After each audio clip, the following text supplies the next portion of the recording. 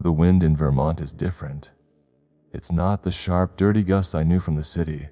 It's colder, slower, almost deliberate, like it knows exactly where to brush against your skin, exactly where to slip into your bones. That morning, I stood at the edge of the gravel driveway, staring up at the house I just bought. The realtor, a short woman in her late 60s named Marlene, jingled the old brass keys in her hand like she couldn't wait to get rid of them. Marlene, it's got history. Her voice was too quick, nervous. The farmhouse stood 3 stories high, its white paint peeling in strips, roof sagging slightly under the weight of time. Wide wraparound porch, empty rocking chair that swayed just once, even though the air was dead still. I wanted quiet. I wanted isolation. After my divorce, after the sleepless nights in a 1-bedroom apartment where I could hear my neighbor coughing through the wall, I thought maybe an old place like this would be perfect. Marlene's eyes flicked to the top windows just for a moment. I caught it. Me. What's up there? Marlemony. Storage, just storage. She hesitated, then pushed the keys into my palm.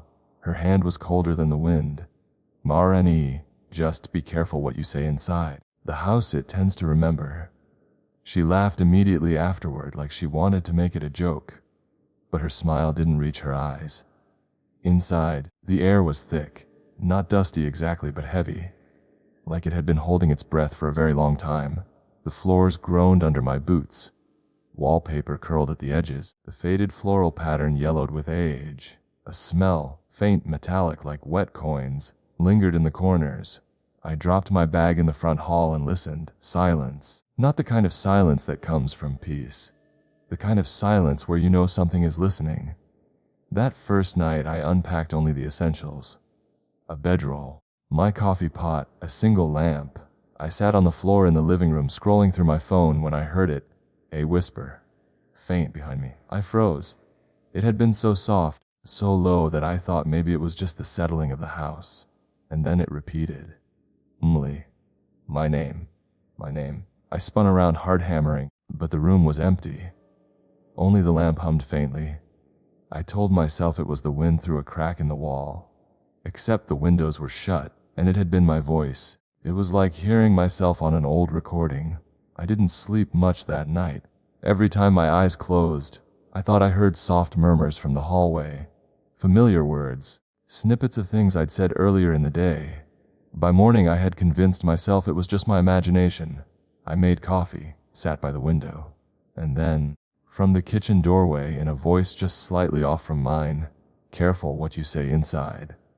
The exact words Marlene had told me.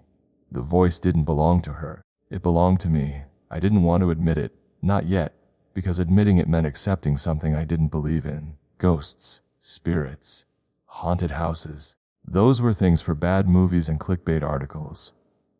But that morning, after I heard my own voice coming from the kitchen, I couldn't stop shaking. It was like finding a stranger in your house, except the stranger was you. I decided to test it. I don't know why. Maybe some part of me needed proof. I stood in the hallway, right in the center of the house, where the sound carried into every room.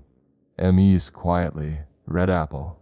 My voice sounded absurd, hanging there in the air, no footsteps. No reply. I waited. 5 minutes passed. 10. Nothing. I was halfway to convincing myself I was insane when it came. From upstairs, soft, like someone pressing their mouth right against the wall. Red apple. Same pitch. Same rhythm. Exactly as I had said it. I tried again. M.E. 731. This time the answer came quicker. From the floorboards beneath my feet. 731. The house was repeating me, but not immediately. It was storing my words, holding them, like it was waiting to see if they meant something.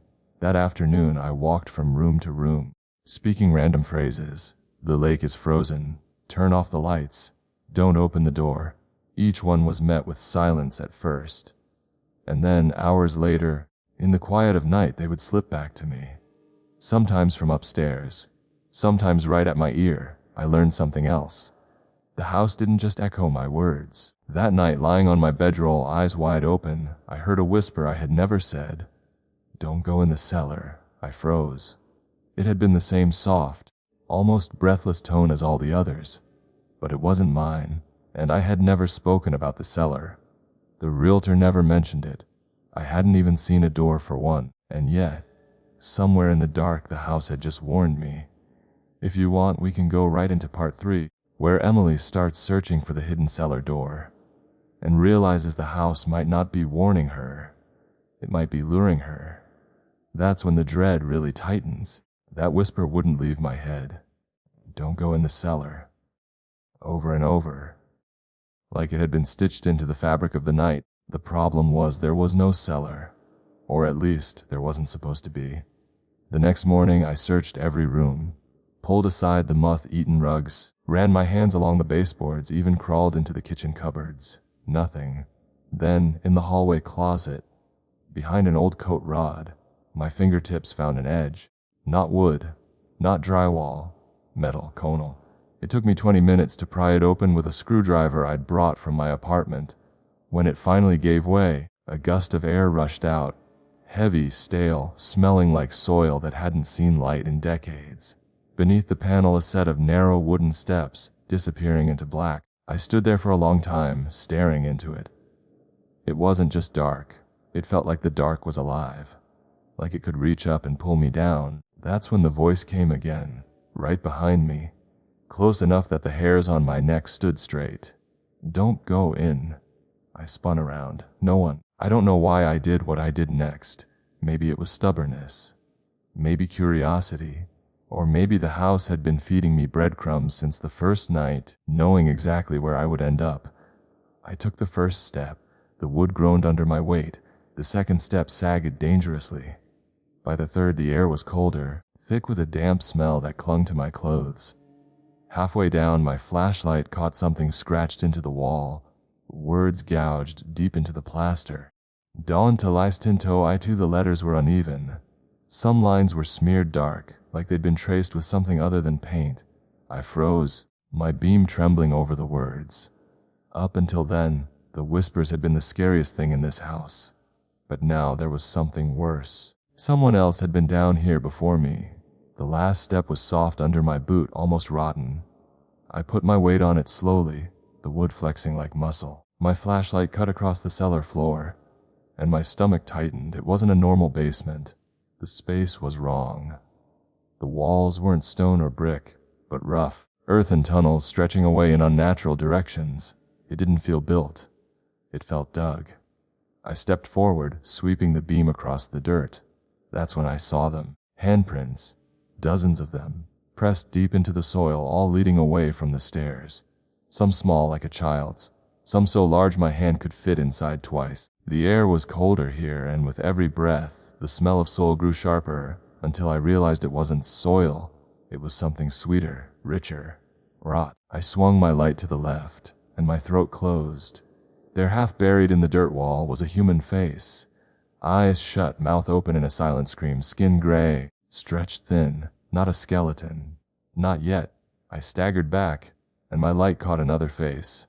Then another. They weren't bodies, they were part of the walls. The whisper came again, but this time it wasn't behind me. It was all around. Dozens of voices blending together, chanting my name. My flashlight flickered. Once. Twice. When it came back, something was standing at the end of the tunnel. Too far for me to see clearly, but I could make out the curve of its shoulders, the tilt of its head, the way it was just watching. And I swear it was smiling. I didn't think.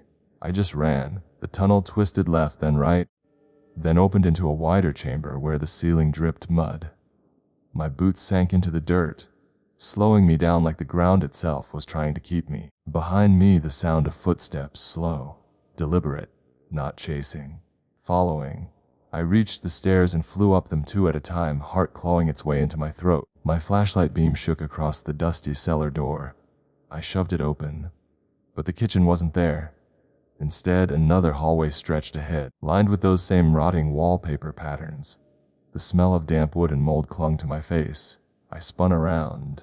The cellar door was gone, just more hallway behind me. The whispers came again, low and rhythmic, like breathing inside my ears. Something brushed the back of my neck, light like fingers barely touching skin. I bolted. The hallway seemed endless, but eventually, a door appeared at the far end. A pale blue door, paint flaking, with a brass knob polished like it had been turned 1,000 times. I grabbed it, twisted hard, and pulled. A blinding light flooded my vision. Sunlight, and for a split second, I thought I'd made it out. But when my eyes adjusted, I wasn't outside. I was standing in the living room, the front door across from me wide open. The wind outside smelled like pine trees and rain. Freedom. I took one step toward it, and the door slammed shut so violently the glass shattered. From the shards on the floor, I saw it again.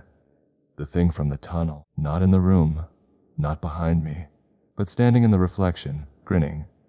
I backed away from the shattered glass, heart pounding so hard I could taste blood in my mouth. The reflection was gone now, but the smile it wore was burned into my skull. I told myself it wasn't real. It couldn't be real, except every time I blinked. The living room looked different. The old couch shifted colors. The wallpaper curled and uncurled like it was breathing. A lamp on the side table flickered, but the light didn't match its bulb. It came from inside the shade, pulsing like a heartbeat. I whispered out loud, "This isn't happening." The house whispered back, just one word, "Stay." I spun toward the front door, determined to smash my way out, but the door wasn't there anymore. It was a wall now, with a family portrait hanging where the door used to be. I stepped closer. The faces in the portrait, they weren't strangers, they were me.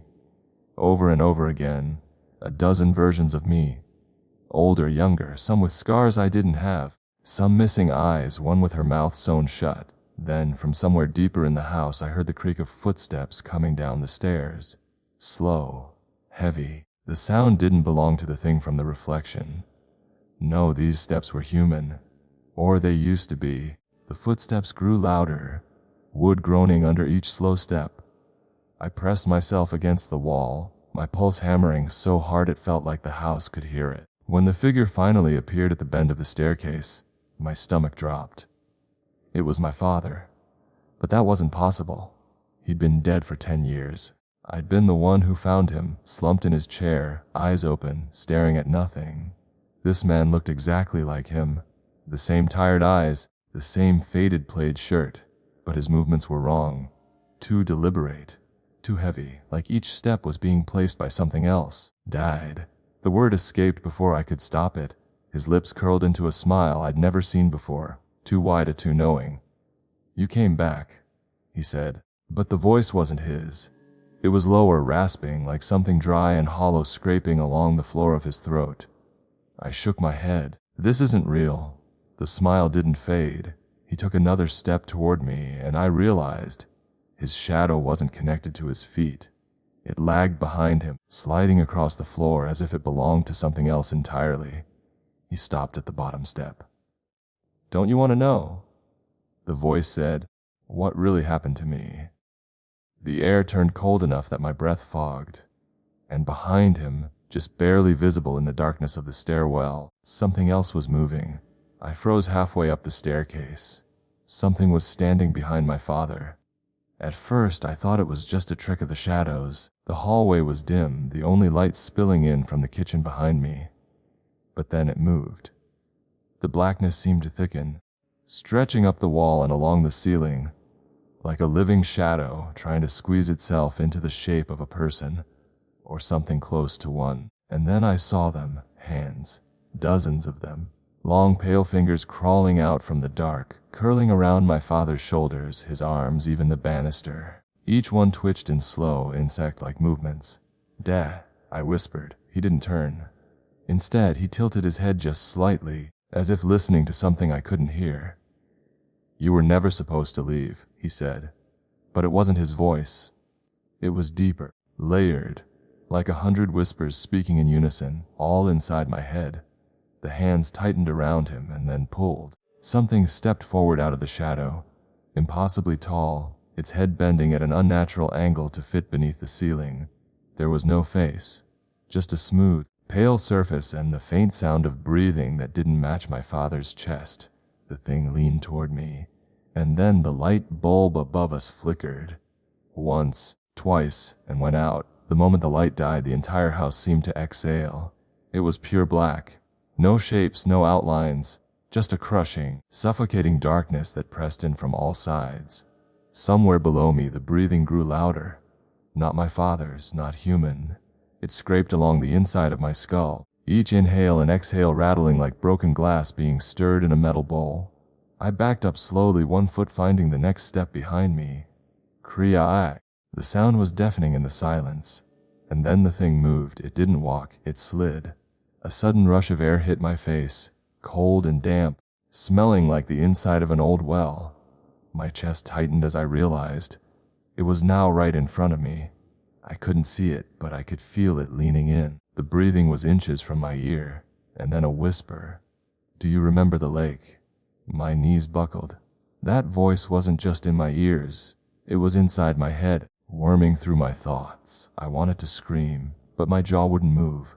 Instead, a single image flooded my mind. A stretch of black water under a moonless sky, and something just beneath the surface watching me. Somewhere far off, a floorboard snapped. The thing paused, and then, with an awful insect-like clicking noise, it slid past me, vanishing into the dark above. The silence that followed was worse, because now I was completely alone on the stairs. I don't remember deciding to move. My legs just carried me down, step after step, into that thick, unmoving darkness. Every sound was magnified. The soft scuff of my sock on wood, the faint hiss of air through my teeth, the rapid, uneven thud of my heart. When I reached the bottom, my toes touched something wet. I froze. I bent slowly, letting my fingertips brush the floor, and came away slick with water. The smell hit me next. Murky, stagnant, like a pond that had been sealed in a coffin for decades. I stepped forward and my foot splashed. Water everywhere. The basement was flooded. In the middle of it, barely visible in the faint shimmer of moonlight from a boarded-up window, something was standing tall. Thin, its head bent at an impossible angle, watching me without moving. A voice rose from the water itself, not from its mouth, from the dark liquid all around me. "Why did you come back?" My breath caught in my throat. I started, but the water surged violently, swallowing my words. The thing stepped closer. The water didn't ripple. It stopped a foot away. I could see its face now, pale skin stretched too tight, lips thin and blue, eyes wide and unblinking. And then it smiled, not with joy, with hunger. The boards above groaned, and for just a split second, I heard my father's voice calling my name. But when I looked back, the stairs were gone. Just black water, stretching on forever. That was the last thing I remember before the cold closed over my head. They found me 3 days later, wandering the highway barefoot, clothes soaked, eyes wide. When they asked where I'd been, I couldn't answer. I just kept hearing that voice in my head. "Why did you come back?"